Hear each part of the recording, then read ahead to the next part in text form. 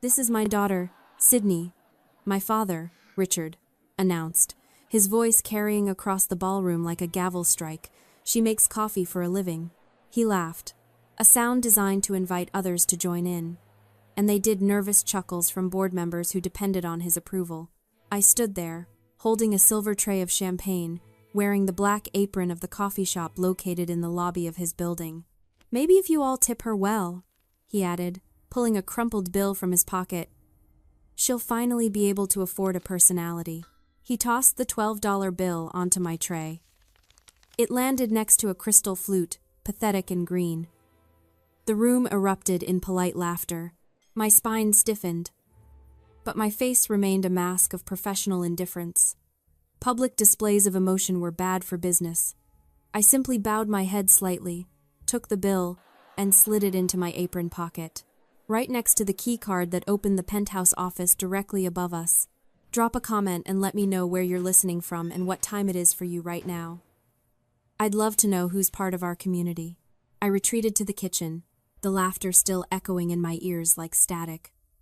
Most people would have broken down. Most people would have run out the back door, tears streaming, humiliated beyond repair.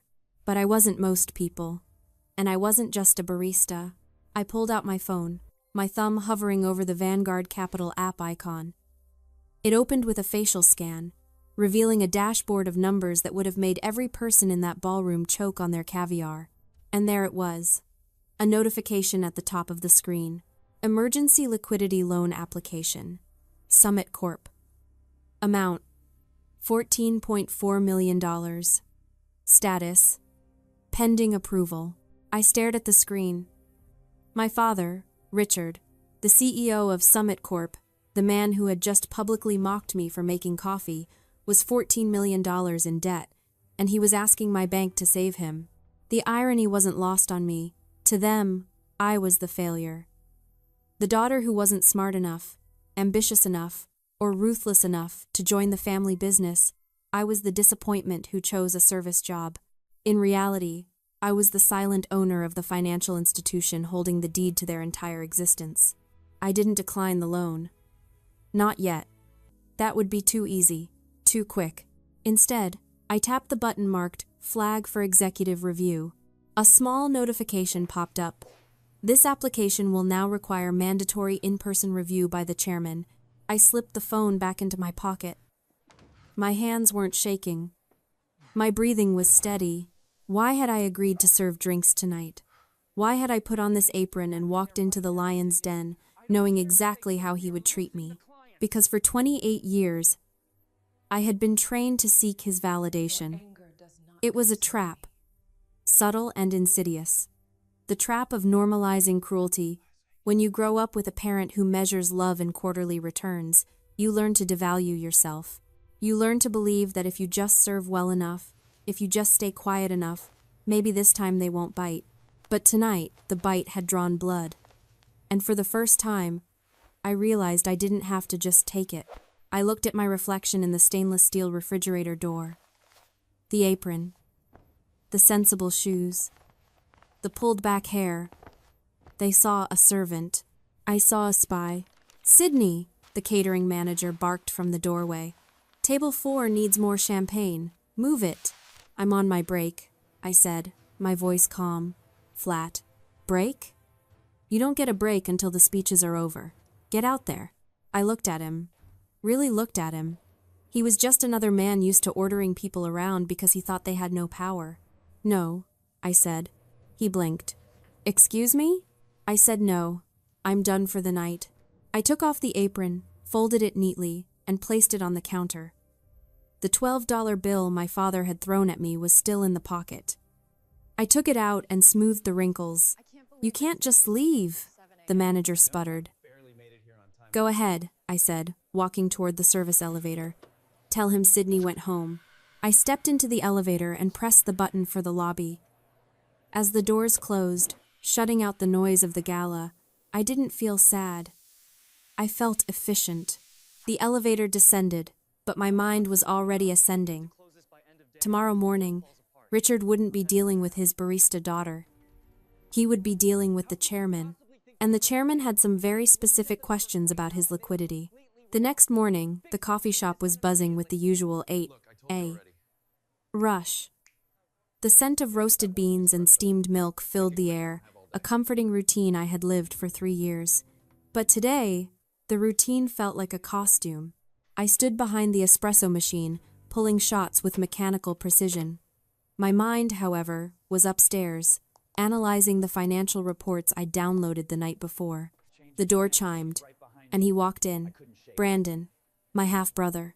He didn't look like a vice president of finance. He looked like a frat boy who had stumbled into a suit. He was on his phone, pacing near the counter, his voice loud enough to cut through the ambient chatter. I don't know why it's flagged, Cynthia. It's a glitch. The bank system is ancient. Just tell Dad I'm handling it. He hung up and turned to me, snapping his fingers. Hey. Tall latte, extra foam. And actually try to get it right this time, Sid. I looked at him. He was 25, 3 years younger than me, and had never worked a real day in his life. He'd been handed the VP title as a graduation present. I, on the other hand, had built a venture capital firm from a $2,000 seed fund into a powerhouse. Coming right up, Brandon, I said, my voice neutral. He didn't even look at me. He was already dialing another number. Yeah, listen, he said into the phone, leaning against the counter. We need to move the assets from the shell company in Delaware before the audit. Just mark them as consulting fees. No one checks that stuff. My hand froze over the milk pitcher. Illegal. He wasn't just incompetent, he was actively committing fraud. He was talking about embezzlement in the middle of a crowded coffee shop because he assumed no one here mattered enough to understand. He assumed the girl in the apron didn't know what a shell company was. Are you listening to me? He snapped at the phone.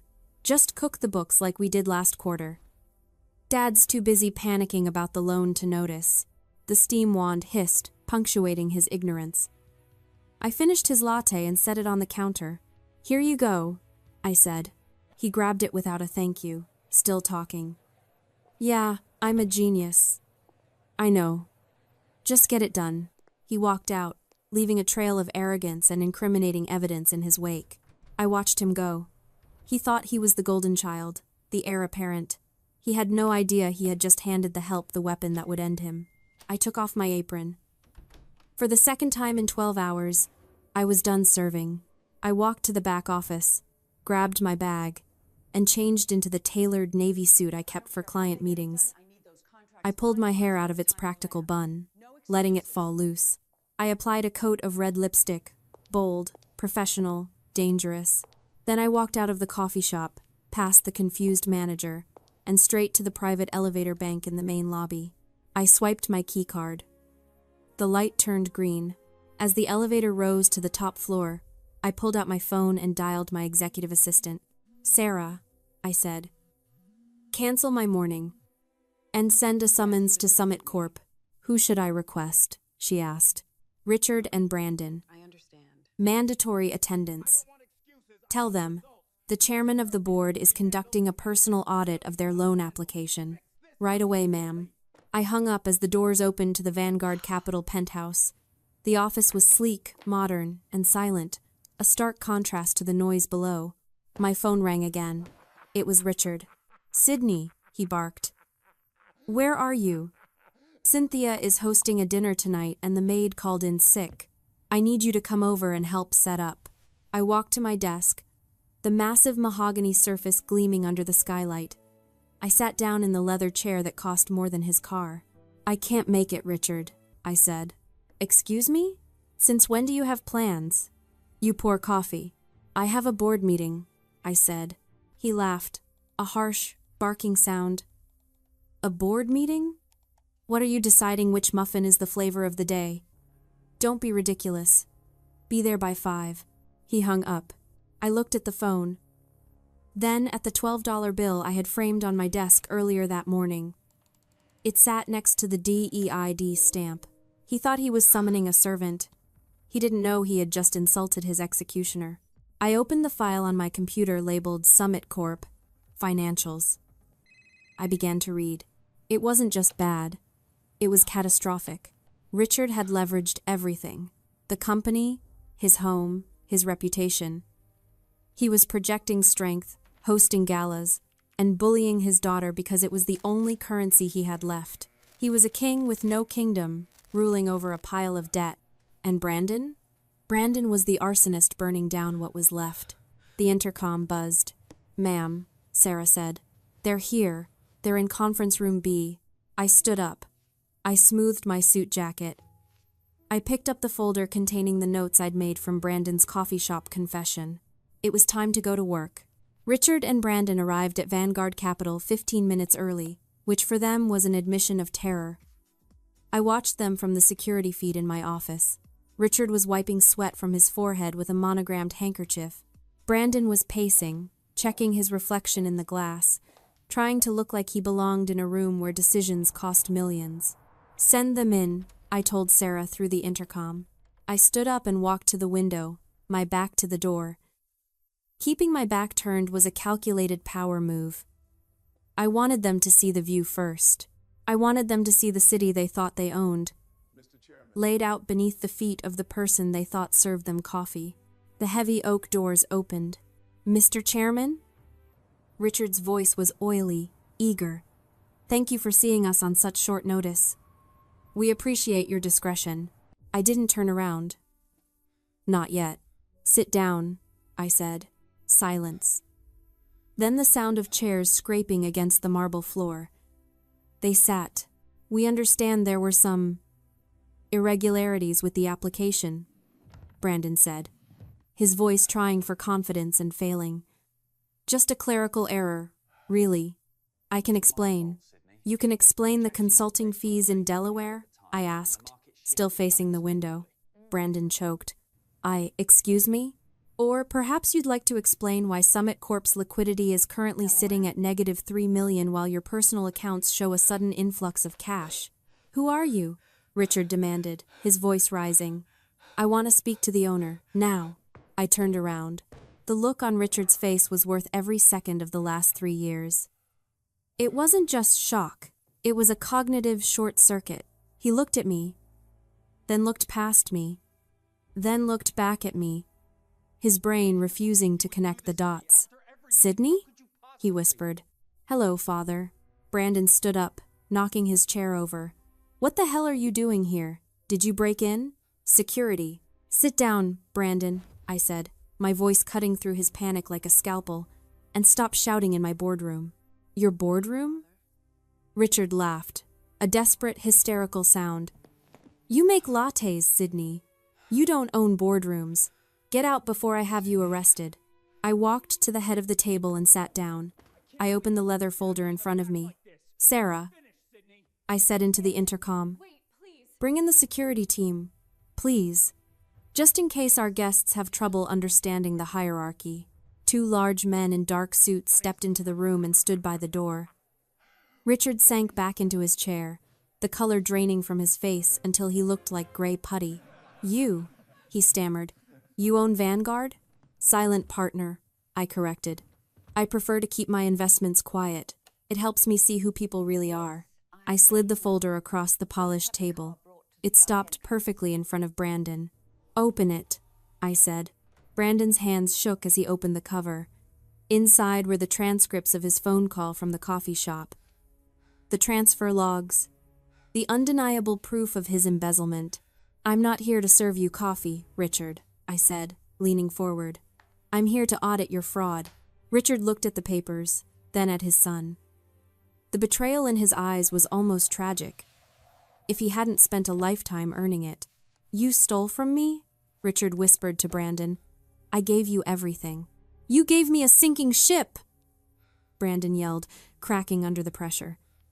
"The company was already dead. I just took what I deserved." "Enough," I said. They both looked at me. The barista, the daughter, the chairman. "Here is the situation," I said. "Summit Corp is insolvent. Your VP is an embezzler. And you, Richard, are personally liable for $12 million in loans you can't pay." "Sydney, please," Richard said, his voice trembling. "We're family. You can't let this happen." You have to help us. Help you? I asked. Like you helped me last night? When you threw $12 at me and told your friends I couldn't afford a personality? He flinched. I can approve the loan, I said. I can save the company from bankruptcy. I can keep Brandon out of federal prison. Hope flared in Richard's eyes. Thank you. I knew you were a good girl. I knew. But, I interrupted, there are conditions. I pulled a second document from my portfolio. It was a transfer of ownership agreement. You will sign over 100% of your equity in Summit Corp to Vanguard Capital. Effective immediately. What? Richard stood up again. You want my company? You want to steal my company? It's not your company anymore, Richard, I said. It's the bank's, and I am the bank. I won't sign, he spat. I'll fight you. I'll sue you. Go ahead, I said. But before you call your lawyers, you should probably know one more thing. I paused, letting the silence stretch until it was almost unbearable. I didn't just buy your debt, Richard. 2 weeks ago, Vanguard Capital acquired the deed to this building, and the one next door, and the warehouse district where Summit Corp stores its inventory. I smiled, cold and sharp. I'm not just your lender, I'm your landlord. And rent is due. Richard sank into his chair, the fight draining out of him like air from a punctured tire. He looked small in the massive leather seat, surrounded by the opulence he had spent a lifetime chasing but never truly owned. You own the building? He whispered. I own the block, I corrected. Brandon was still standing, but he looked like he might pass out. Wait, if you own the building, does that mean? It means your office lease expired yesterday, I said, and I chose not to renew it. Richard put his head in his hands. My God, we're homeless. We're finished. Not necessarily, I said. I'm offering you a lifeline, a buyout. I pushed the ownership transfer agreement toward him. You sign over the company, you retire. Effective immediately. Brandon resigns. Also effective immediately. And if I sign? Richard asked, looking up, desperation warring with pride. If you sign, Vanguard Capital injects $14 million into Summit Corp. We pay off the creditors. We stabilize the stock. We keep the doors open, and the employees paid. And us? Brandon asked. What do we get? You get to walk away, I said. You get to avoid a federal investigation for embezzlement. You get to keep your freedom. I looked at Richard. And you get a pension. It's modest, but it's enough to live on. Assuming you downsize the house and sell the boat. A pension? Richard scoffed, a flicker of his old arrogance returning. I built this company. I deserve more than a pension. You built a house of cards, I said. And I'm the only thing keeping the wind from blowing it down. I reached into my pocket and pulled out the crumpled $12 bill. I smoothed it out on the mahogany table, right next to the contract. You tipped me this last night, I said softly. You told your friends I couldn't afford a personality. Well, Richard, it turns out I can afford your entire life. I pushed the bill toward him. Consider this my investment in your retirement. Take it. It's the last check you'll ever receive from this company. Richard stared at the bill. His face went red, then pale. He looked at me, really looked at me, for the first time in years. He didn't see a barista. He didn't see a disappointment. He saw the person who had just beaten him at his own game. He picked up the pen. His hand shook, but he signed. Brandon signed next, tears of frustration leaking from his eyes. He knew his golden ticket had just been revoked. Done, I said, taking the papers. Sarah, please escort the former executives out of the building. The security guard stepped forward. Richard stood up, clutching the $12 bill in his hand like it was a lifeline. Sydney, he said, his voice cracking. I'm your father. I know, I said. They walked out, flanked by security. The heavy doors closed with a solid, final thud. I was alone in the boardroom. The silence wasn't empty. It was clean. It felt like the air after a storm. I walked to the window and looked down at the city.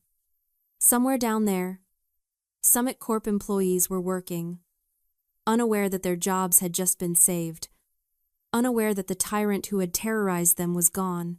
I hadn't destroyed the company. I hadn't burned it to the ground for revenge. I had saved it. I had planted seeds of stability where Richard had sown chaos. That was the difference between us. He used power to belittle. I used it to build. My phone buzzed. A notification from the coffee shop manager downstairs.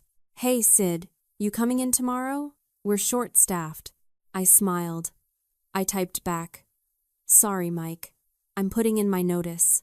Effective immediately." I put the phone down. Then I picked up the landline on the desk. "Sarah," I said. "Schedule a company-wide meeting for Summit Corp at 9 a.m. tomorrow. Tell them the new CEO will be addressing the staff." "Yes, ma'am." I hung up. I took a deep breath. The barista was gone. The chairman had arrived. Have you ever had to hide your success to protect someone else's ego? Tell me your story in the comments. And if you enjoyed this victory, hit that like button and subscribe for more stories of justice.